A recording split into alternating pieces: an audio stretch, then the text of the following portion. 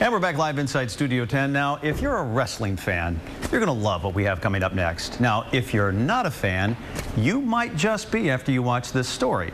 Now, long gone, ladies and gentlemen, are the days when female wrestlers needed to be heavyweights. Today, wrestling divas of the WWE are sexy, sometimes even petite. But don't let their size fool you. Divas are tough. Would you believe their road to becoming entertainment superstars begins right here in the Bay Area? The Divas train at Tampa's own Florida Championship Wrestling, known as FCW. Now, Roxanne Wilder, our new contributor, found out about the grueling work it takes to become a diva, and she's got the backache to prove it. Take a look at this.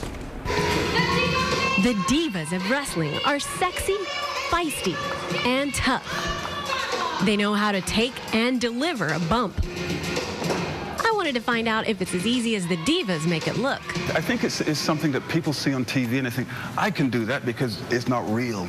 And once they get in the ring and they find out how physical it is, getting slammed is getting slammed. Former wrestling champion Norman Smiley imparts his wrestling wisdom to the diva stars in the making. Smiley trains the girls at Tampa's own FCW, owned and operated by Steve Keirn, who was known during his wrestling days as Skinner. They want to be a professional wrestler, and all they can see is they want to be the champion, they want to be at WrestleMania, but they don't think about the time away from their families. They don't think about you're in a different city every night around the world, and you have possibility of being injured. You have possibility of ending up in a wheelchair at any given time. While it's a bumpy road, FCW is the place to launch a WWE career. Just ask wrestling legend, the American Dream, Dusty Rhodes. There's no other place like it in the country. None. And you want to be part of the WWE universe, this is the place you got to come. This is the same as a farm league for baseball or semi-pros for football. They all have to come from somewhere. Right now, they come from right here in Tampa, Florida. With a lot of the divas that come here, I know that they're very, very surprised at how physical and how grueling this can be. As we say in the business, it's not ballet. It's far from ballet, but it is storytelling performed in front of savvy wrestling fans. It's good versus evil, and there's storylines that are involved in it, and the audiences get caught up in the storylines and follow it like they would any soap opera. You're really trying to take them on a thrill ride for that, a roller coaster ride up and down.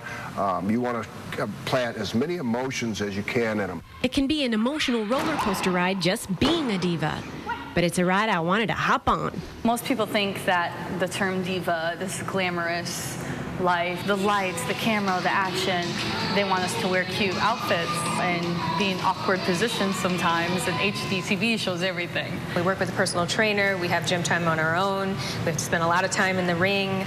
I'm also a ring announcer, so I have voice coach lessons that I have to go to. Every day of the week, I'm definitely doing something. Certain women that walk in, the young ladies that walk in, and you know right away that they have that it factor, and they are very few.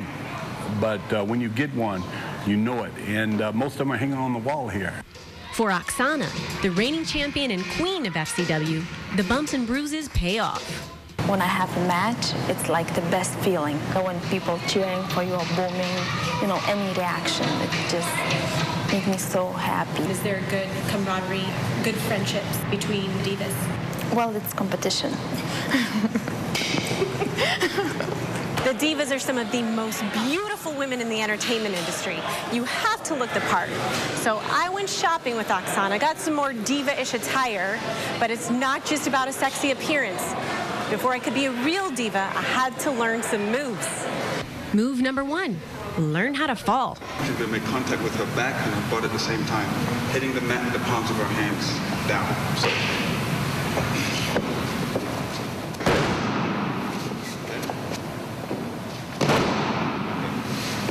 Now we're going to show you, not that you've mastered that, but now we're going to show you how to hit the ropes. Time to learn the ropes, literally. We launch ourselves. There you go. And you're not a diva if you haven't been body slammed. Oh, you're fine. You're good. You're good. We've felt thrown in. Look up at us over here, Roxanne. There you go. Whose idea was this?